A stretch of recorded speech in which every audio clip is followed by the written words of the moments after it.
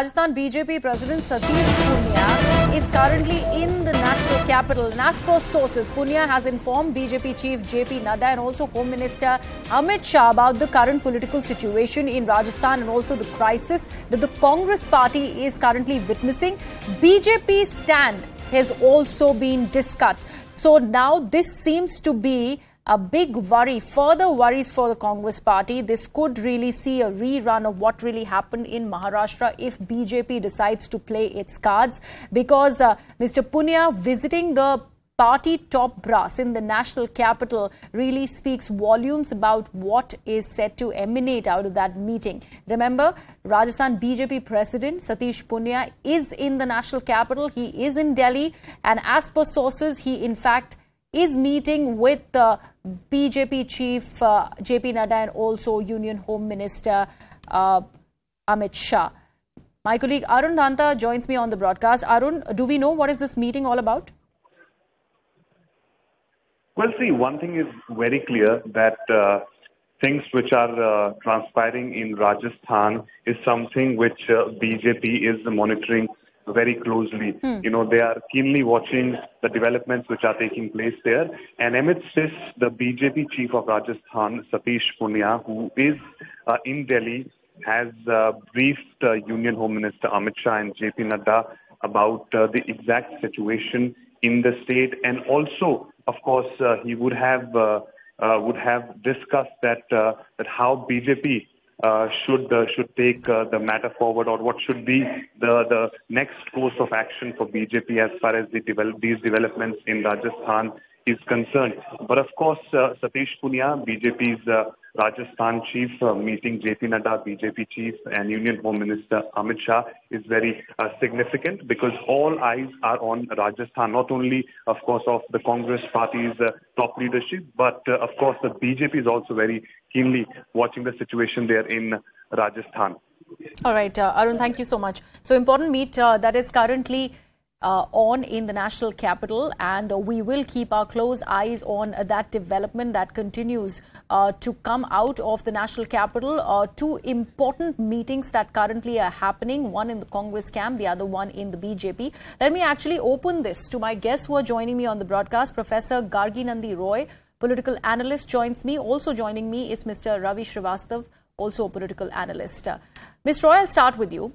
The fact that the Congress really has big worries, and this of course has taken the sheen of the Bharat Jodo Yatra that Rahul Gandhi is really going ahead with. What do you see happening when it comes to the Congress camp in the state of Rajasthan? I think, it was believed that the Gandhi family is the glue that keeps the Congress party from disintegrating. So maybe not so much strength and power lies with the Gandhi family now. And Mr. Gehlot, being a veteran leader, I think from the very beginning, he was reluctant to give up his CM's chair, because he knew nothing much will happen by becoming the president of the Congress party, because it will be a puppet president.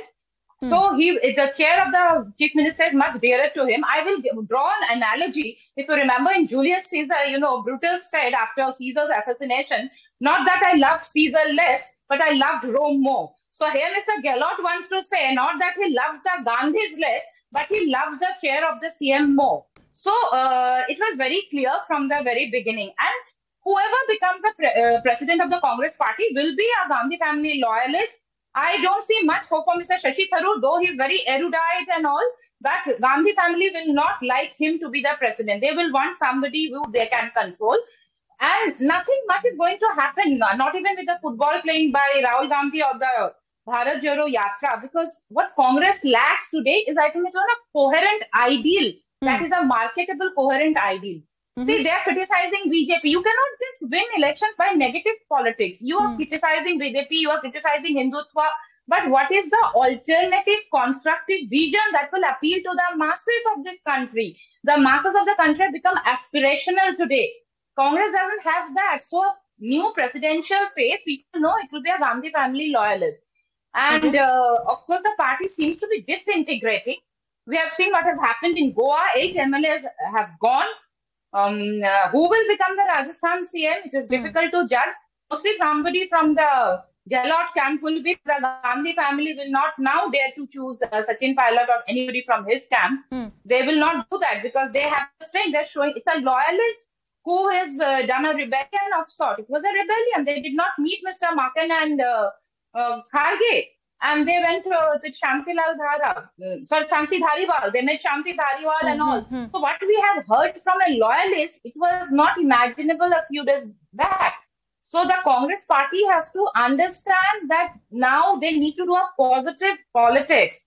Okay. You know, the people now, and let me tell you, for the past decade, the people of the country have gone through mental decolonization. Not only for the Congress, not only for the government, but because of many public intellectuals who have come into the foray.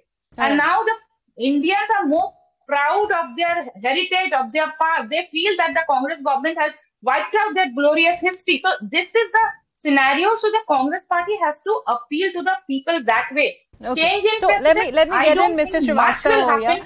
Mr. Srivastava, do you think the Congress party has brought it upon himself, the kind of critic and the criticizing of the party that is happening? There is ample ammunition, and anybody can go ahead and dissect the party left, right, and centre from what has come out of not just Rajasthan, but these couple of days that have really shown the true face of the party, so to speak. That's what the detractors are going to go ahead and say. We'll of course discuss what has happened in Goa and Maharashtra later, but do you think the Congress is solely responsible for what it's seeing at the moment?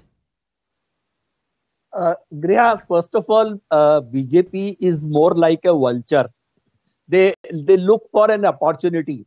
Now the states which you have already mentioned, there was not one or two, not Goa and Maharashtra. There were 9 states in which they bought, sold the MLAs and toppled the democratically elected governments, and with the support of, for that matter, all the people around. So what I want to tell you is that Congress is a true democratic party. If the positive politics is about buying the MLAs and toppling the governments, I don't think the Congress believes in that. And what Congress has got, as far as Gehlot is concerned, I think he has got an iron grip on the Rajasthan politics. And you have seen that already some 92 MLAs standing in support of him. So what you see here is a true democracy in the party. It's not a hush-hush party. It is not run by some Amit Shah or some Narendra Modi or some JP Nadda. It is run democratically. People have voices, and the voices they can speak too. It is not only they have voices, they can speak too. So this is heard. Sonia Gandhi will listen to them. She has asked for the report, the written report from Maken. The report is being submitted. That will be considered. So I don't think it is bearing any kind of a negative impression about the Congress party. It is only the BJP vultures who are meeting in Delhi, and they are looking for an opportunity like they took for 2 years before by trying to pull Sachin Pilot, which they miserably failed and got the embarrassment from everybody. No, Mr. Srivastava, I get your point, and your point is well taken. I understand all of that, but just 2 minutes back, I just broke the story on how Satish Poonia is going ahead and meeting with the BJP top brass in the national capital. How are we sure that these very 92 MLAs that you're talking about that are steadfastly standing behind Mr. Ashok Gehlot and the Congress party are not going to go ahead and jump ship?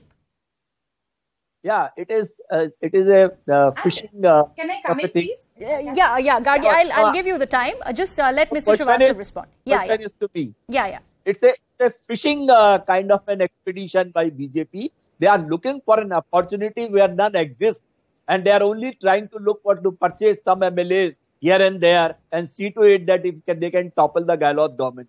But it is not possible at all, because Gehlot has got an iron grip on the party, and here people are standing behind him. So nothing will happen. But I think Gehlot is now out of race as far as the presidential election is concerned, because he is more satisfied to be continued as a chief minister of the Rajasthan, and which is only for another 1 or 1.5 years at best. So I think he is more concerned with that, and Tharoor's name is there as a candidate as such. Digvijay Singh, Kamal Nath, you have already named so many people. There are so many problems available.